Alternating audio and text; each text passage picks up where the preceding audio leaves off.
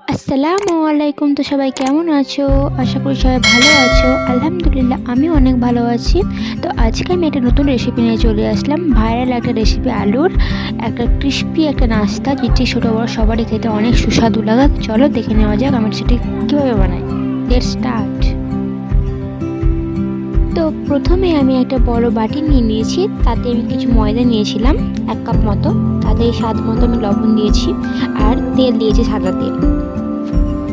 এবার আমি এতে হালকা হালকা পানি দিতে থাকবো আর এটা মাখিয়ে নেব। একবারে পানি দেবো না, এত ঝোল হয়ে যেতে পারে। হালকা হালকা করে দেবো আর আমি হাত দিয়ে মাখিয়ে নেব। তো এবার এটা আমি ঢেকে রেখে দিলাম 30 মিনিটের মতো। 30 মিনিট অপেক্ষা করব, এটা এখন ঢাকা থাক। তো ততক্ষণে আমি আলুটা ভালো করে সেনে নেব।